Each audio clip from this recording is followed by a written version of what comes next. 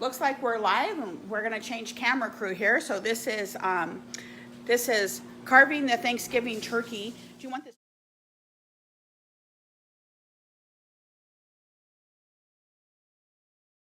Do you want this plate on your other side, Charles? I'll probably move it back and forth during the course of the whole thing. So, which will be interesting because I've never videotaped this before. I've never do. Oh yeah, this is. I've never watched him tape, so hopefully we won't have any. I didn't plug that in. Oh. Hopefully we won't have any technical difficulties. Yeah, it's all right. It's pretty foolproof. Okay.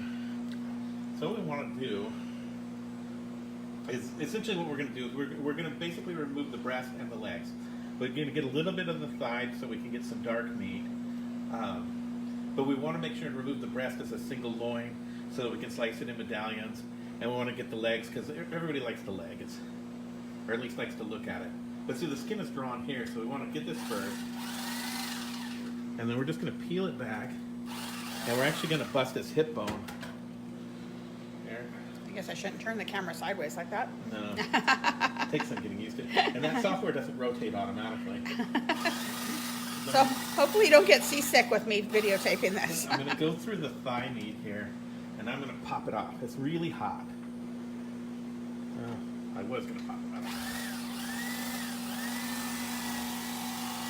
So what we want to do is we want to hit the joint because we can't cut through the bone. Keeping your electrical cable out of the way. Yeah, that's one of the reasons I'm thinking about getting a battery-powered one. Uh-oh, now you're showing the side where I skinned the turkey. Uh-oh. The skin... Oh, well, look at this. This is going to come whether I want it or not.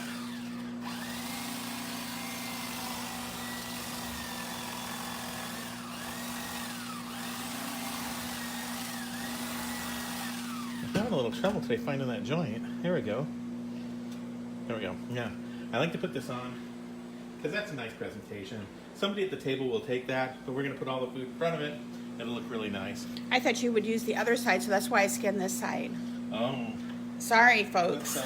There's the hip bone, hip joint I've been looking for. So I'm going to get off the thigh here. Grab this knife. There's a little bit of bone here I want to get rid of. But a modern turkey doesn't have a lot of dark meat. The dark meat is the meat that gets the exercise. But in a modern farm-raised animal, they're raised. I mean, the breast is the flying muscle, so you would think it would be dark meat because it's the meat that gets the exercise. But in a modern farm animal, we don't. We breed we breed big busted birds, but we don't. They don't fly. So we wind up with a white meat breast, which is very good. Everybody likes it. As a kid, I preferred the dark meat, but I grew up to prefer the white meat. That's because the kids always get the drumsticks because they're easy to eat. Yeah. And I prefer the wing. I always thought I didn't like the dark meat, but then Charles pointed out, but your favorite part is the wing. And it's like, oh yeah. And we got a little connective tissue here. They're going to cut through so nobody has to chew that. I put you a discard bowl. Oh, thank you. Yep. There we go. Now you can cut this thinner. We find that our family likes these thicker cuts. I try to go for 1/2 inch. Yeah. But a lot of people aren't used to that. They're used to really thin cuts. And I think mostly the thin cuts came around because people were kind of, but butchering or slaughtering the turkey. They couldn't get it off nicely. My family really likes the 1/2 inch cuts that Charles and my grandfather did. Yeah, I prefer to do, I'm going to keep that because there's some meat there. I'm going to come back to this thigh bone. And we're going to make broth out of this, is why he's leaving those bones like that. And I prefer to work in medallions, or I prefer to eat it in medallions, and that's the way we cut them. Break this guy's arm off. Otherwise known as a wing. Yeah. I'm so embarrassed. I thought I was going to be able to skin this bird and nobody knew, and then Charles turned it around and used that side. Just like a kid, I can't. Charles was like, you skinned the bird already? But I will show you, the skin is really quite nice. Look at this side where I didn't touch it. I noticed we haven't removed all those vegetables. We can leave those in there. And if you're going to cook the whole carcass, you can actually leave them in there if you wanted to. They've kind of, all their flavorness is kind of out. So if you're going to make the carcass into broth, you might as well just go ahead and discard those because they're not going to add anything to your broth. They've given up all they have. They've given up their life. Yep. So what we're going to do is we're going to come down. So the breastbone is right here. This is where the big muscle attaches, so that when a bird flies, it pulls against this big bone in the middle called the keel bone, and then pulls the wings flapping back and forth. So how do you feel that, Charles? So it's harder here. Okay. Like right along here, and it comes up to the front. This is where the wishbone is. You can see the little Yeah, crack. you can actually see You can see the indentation. Okay. Right. So this is the equivalent of our sternum. Okay. And it comes up here, and then the bird, of course, that splits and becomes the wishbone right here. Okay. And so this is in a bird, it's not called a sternum, it's called a keel bone. And it's got a little bit different design because it's designed for flying.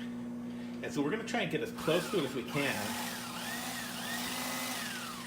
And you cut kind of a little bit of an angle or go straight down? Well, I'm going to try and go straight down alongside of it now that I found it.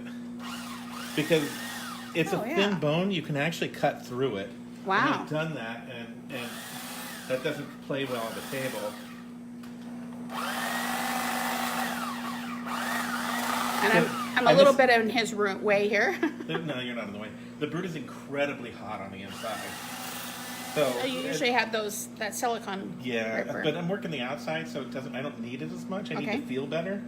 But once you start pulling this breast off, remember that the internal temperature of the turkey before we took it out of the oven was close to 170 degrees.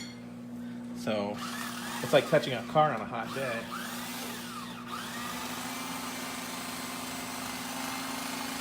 And then I'm going to come underneath, and then it comes right out the other side. This is the dangerous part right here. Yeah, I was going to say, be very careful there. That's the part you want to try to avoid. But okay, now Charles, I'm going to remind you that because there's just us and we're taking some over to Mom, I don't want you to cut this whole thing up. Okay, yeah. So we're going to free this up. See, if I ate that skin, it would have been out of his way. Yeah, and then nobody else would have got it. And then I transfer this as one piece to the plate. The plate is made, it's a plate. You cut on a plate with a knife. Let me get a shot of that. Okay. I usually give him a larger plate than this. I didn't think that you were going to do the full demonstration. So this is quite nice. Okay. Yeah, so I'm just going to cut a few medallions and then I'll be done. Okay. So normally he would cut. I think that's, oh, holy cow. Stop, turn that off. Normally Charles would cut the whole thing and I'd give him a larger piece. That was fire. Little emergency. So I'd give him a larger plate and he would cut this whole thing. But because it's just the two of us, I want to keep it moisture, so he's only going to cut some part of it. And then also remember that my family likes the larger pieces. Sorry, Charles. Yeah, that's okay. I'm just going to cut a few medallions to demonstrate because we're not going to eat a lot. We'll probably eat like this much bird tonight. I'll probably have the leg and Carolee will have like that much and the rest of the skin. So, yeah, I've already eaten the skin. So but I'm going to get on the plate. I'm going to cut against this plate, and it's going to sound horrible, but remember, it's a plate. It's meant to be cut against. You're going to use my electric knife on my plates? I always do. I do it. Oh my goodness! I didn't know he did that to my plates. It's a plate. It's designed to be cut against. What's happening is it's cutting a lot really fast. Okay, so if you're using your fine china, cut it on a plate like this. This is not fine china. Yeah, this is just a crate and barrel serving plate. Yeah, because your platinum or your gold rim will come off, and so you can have your husband cut it on a plate like this, and then transfer to a platter if you're choosing to serve it on your fine china platter. I don't use a fine china platter because I have about 12 different sets of china, and this one matches all. And if you're worried about chipping it, like the big concern is that you're going to hit the edge here and chip it with the knife. But see, so if you're concerned about that, then you switch to a regular knife and then just and work it like that. But typically, when the turkey's ready to go, you have a room full of hungry people. So the electric knife is just going to make quicker work of it. We're just going to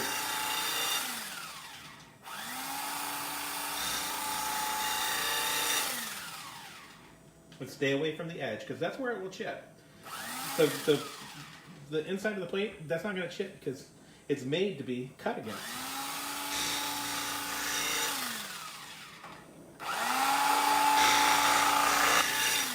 One more for my sandwich.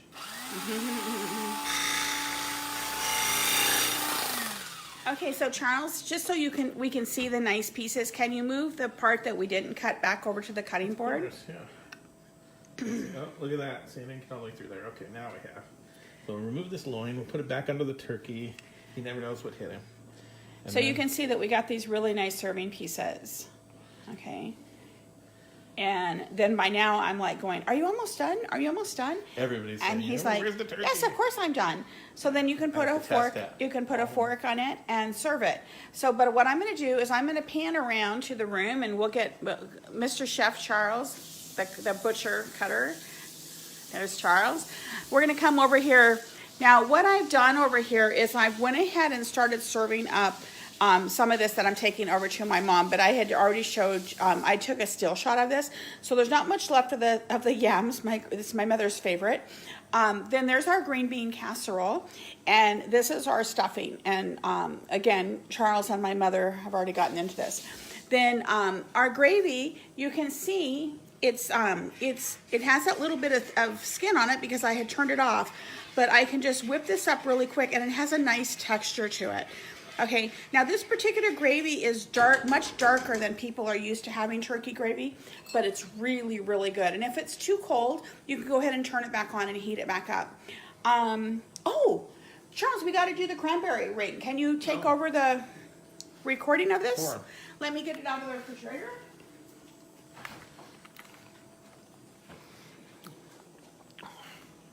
And we talked earlier about this, and I'm just going to put this on a regular plate because as soon as I put this on and dish up my mother's and Charles and mine, I'm actually going to put it back in this piece of Tupperware.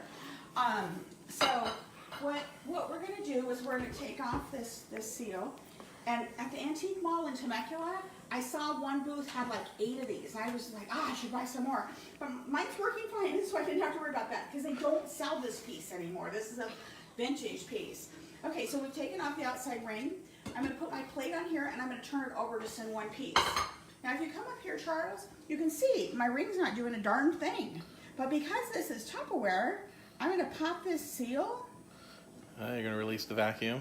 And you can see it's all going to separate. Now if you have a one-piece ring, you just want to set it at room temperature, and sometimes if you forget to take it out of the freezer, or the refrigerator, I mean, you can put a little bit of warm water on it. Ooh, okay, but there's the ring. I didn't quite get it in the middle. You can scooch it over. And then I would put some fresh Parsley. Parsley, thank you, in the middle of this. Just to kind of give it some extra nice color. And then you can serve that with either a cranberry spatula or a regular spatula, a regular cranberry spoon or a small spatula. And I think that's it. Is that Thanksgiving? Wow. And you saw the pie. You might as well pan around to the pie one more time. Of course, so we yeah. can see everything kind of all together. And there we have it. So I hope you guys all enjoyed spending Thanksgiving with me. I enjoyed spending Thanksgiving with you. And over the next week, we'll be posting some leftover recipes. And one of my favorites is Fried stuffing with poached egg on top. that's Mr. Charles Johnson's, and so he can make that for breakfast tomorrow morning, and he can and we can videotape. Now that I know how to be the camera person, but one of my favorites is turkey cheese enchiladas, and so we'll probably be having enchiladas tomorrow night. We might be having hot turkey sandwiches, but nonetheless, I'll be sharing them with you. I want to thank you for following on my Facebook page. Share this with your friends. I will be posting, adding recipes. Some of them I have to write because, like I said, I combine 2 and 3 recipes. But I will be adding recipes, and I will be adding recipes to the videos that I've done earlier. It dawned on me I hadn't done that. So share my Tastefully Simple, Tastefully Simple Carol Lee Johnson Facebook page. If you need to order product, you can call or message me. You can put a note on here. You can also go to my website at tastefullysimple.com website, and my consultant ID number is 1205. A lot of the recipes we did today are recipes from there. You can save them in your recipe book file there. Thanks so much. Have a safe Thanksgiving. and I will see you for leftovers.